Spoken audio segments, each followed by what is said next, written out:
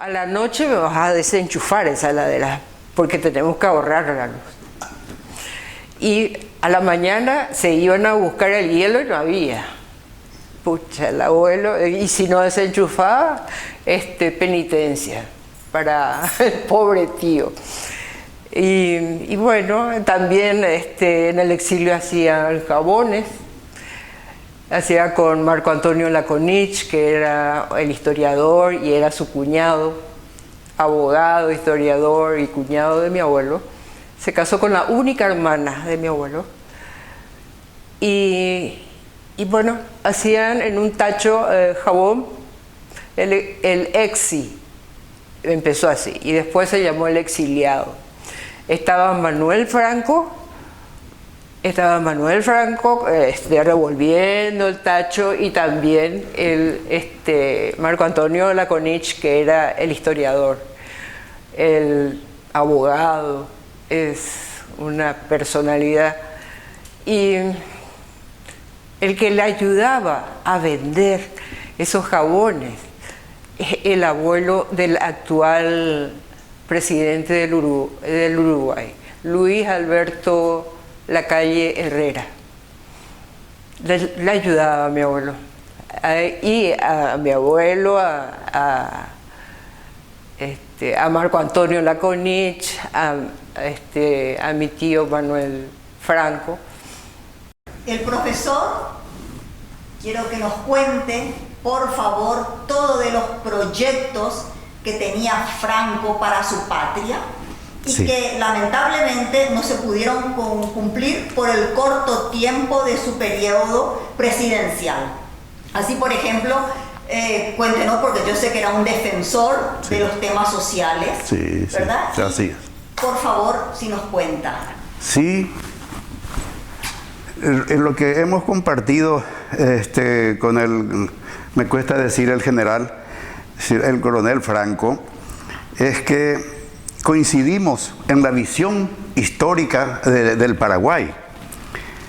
Coincidimos que aquí se hizo la primera revolución social de América, en el Paraguay, y que por eso nuestro máximo prócer es el doctor José Gaspar de Francia.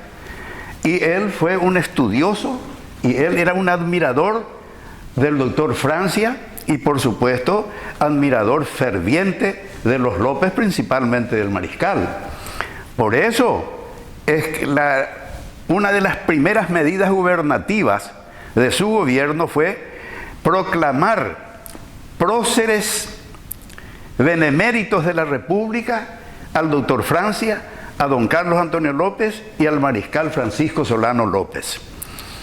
Y Solano López, además de ser proclamado prócer, fue declarado también héroe nacional sin ejemplar. Eso se debe al gobierno de él, porque con eso empalmábamos la historia actual de ese tiempo del Paraguay con la historia de lo que llamamos la patria grande paraguaya, de la época del doctor Francia y de los López. Por eso las primeras medidas gubernativas de Rafael Franco fue reivindicar la línea nacionalista revolucionaria histórica del Paraguay. A eso se debe una serie de resoluciones, como por ejemplo la vigencia de la jornada de 8 horas de trabajo diarios en forma legal, ¿verdad?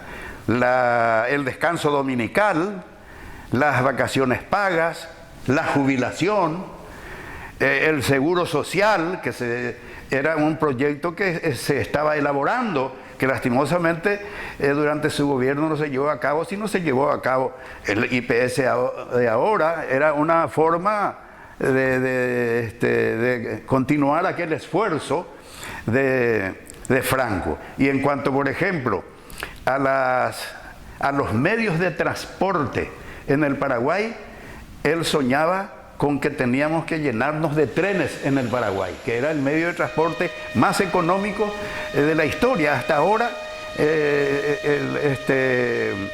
los trenes son los medios de transporte más baratos de la República.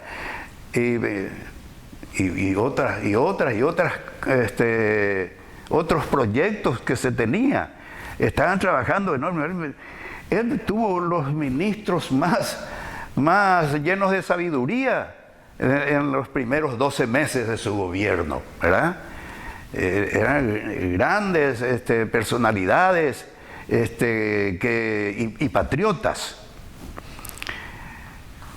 Lo que podemos decir que realmente en los últimos 6 meses de su gobierno habían ministros que habían sustituido a algunos ministros. Y se cedió a la presión sobre todo de la Iglesia Católica, cuyo obispo en ese momento era un persecutor del gobierno de Franco, diciendo este es un gobierno comunista, porque resulta que se liberó al campesinado de la opresión política y de la explotación económica que sufría en aquel tiempo, ¿verdad? Y la organización obrera en sindicatos, la protección de las mujeres, la protección al indígena, la protección del trabajo de los menores, de la madre obrera, de la madre maestra, ¿verdad?